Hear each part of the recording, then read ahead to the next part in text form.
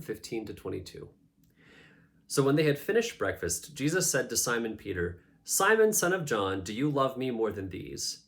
He said to him, "Yes, Lord, you know that I love you." He said to him, "Tend my lambs." He said to him again a second time, "Simon, son of John, do you love me?" He said to him, "Yes, Lord, you know that I love you." He said to him, "Shepherd my sheep." He said to him the third time, "Simon, son of John, do you love me?" Peter was grieved because he said to him the third time, "Do you love me?" And he said to him, "Lord, you know all things. You know that I love you." Jesus said to him, "Tend my sheep. Truly, truly, I say to you, when you were younger, you used to gird yourself and walk wherever you wished. But when you grow old, you will stretch out your hands, and someone else will gird you and bring you where you do not wish to go." Now this he said, signifying by what kind of death he would glorify God. And when he had spoken this, he said to him, "Follow me." Peter, turning around, saw the disciple whom Jesus loved following them, the one who also had leaned back on his bosom at the supper and said, "Lord, who is the one who betrays you?" So Peter, seeing him, said to Jesus, "Lord, and what about this man?" Jesus said to him, "If I want him to remain until I come, what is that to you? You follow me." Therefore this saying went out among the brethren, that the disciple would not die. Yet Jesus did not say to him that he would not die, but only, "If I want him to remain until I come, what is that to you?"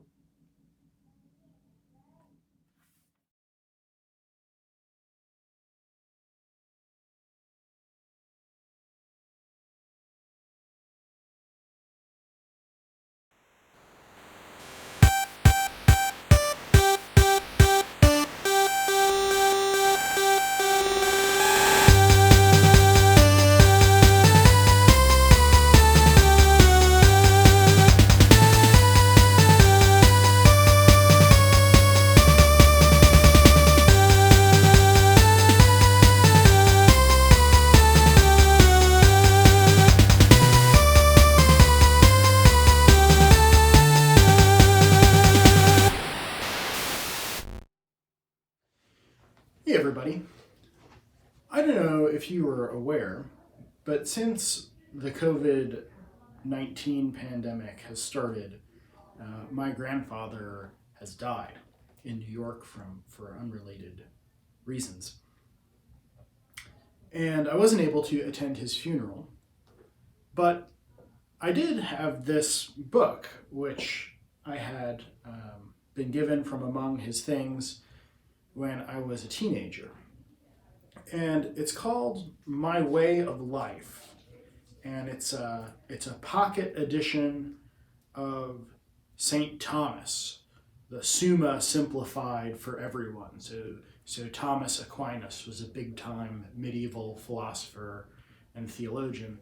And this book was produced by the church in which my grandfather grew up as kind of a boiled down version of Thomas's take on life. And I've been carrying it around with me because as sort of a way of mourning my grandfather. And I was flipping through this morning, and I got to this really neat paragraph on the virtue of prudence. Thomas was very big on the virtues. And I just want to read you this passage on prudence.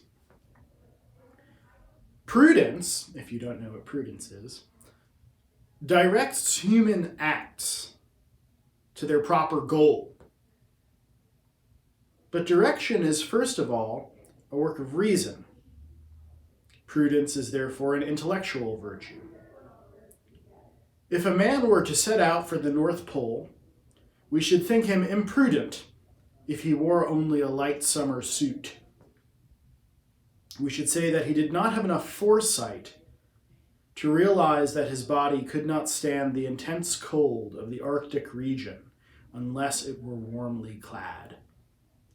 Prudence implies foresight, an ability to foresee what things must be done in order to attain the goal and what things must be avoided. But foresight of this kind must be based on a remembrance of past experience and a correct estimate of the present conditions of human action. Prudence, then, is a perfection of man's reason. It enables him to direct his actions to their goal intelligently. When I turn on the news, a lot of the debates seem to be about what course of action is prudent in containing the spread of COVID-19. What are the trade-offs that we're making? What will actually be effective?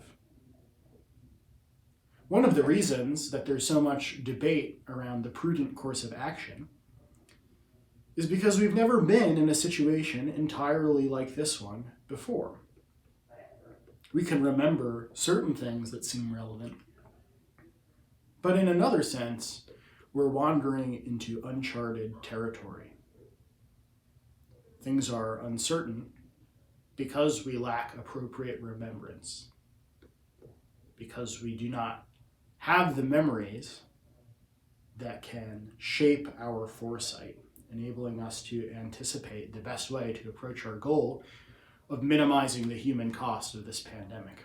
While those debates seem worthwhile to me, Christians are in a very different position. Prudence, remember, is about how we intelligently approach our goals. And Christians have a single overriding goal.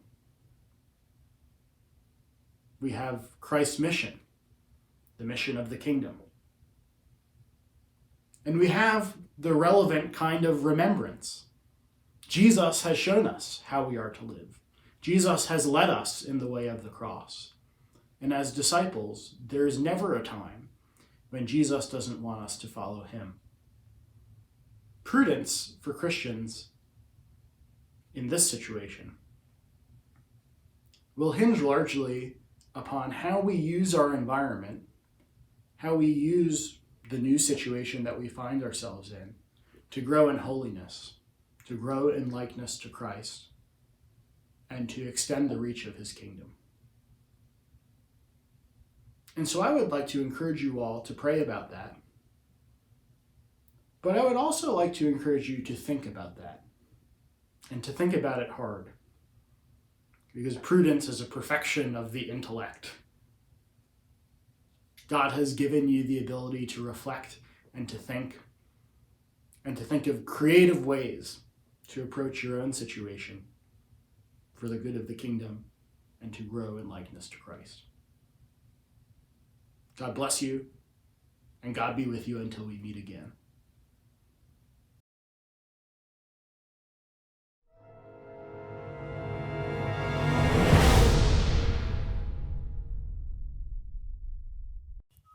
Hello everybody, I hope you guys are all doing really well.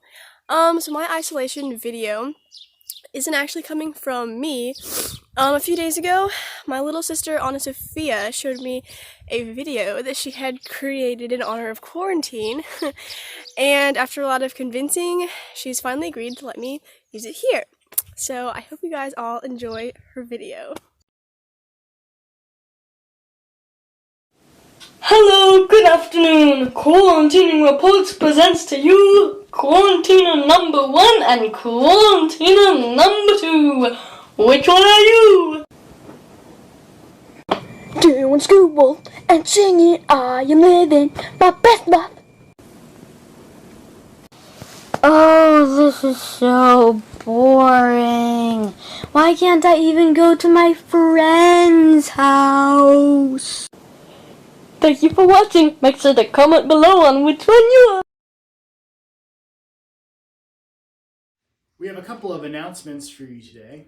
First of all, we're still eagerly anticipating your submissions for Bible reading. Now, we're no longer reading from the Gospel according to Matthew. Instead, we'd like to hear from you reading your favorite Bible verses.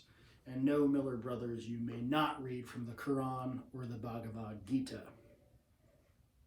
Beyond this, the isolation reports are still being enjoyed by everyone here in the office.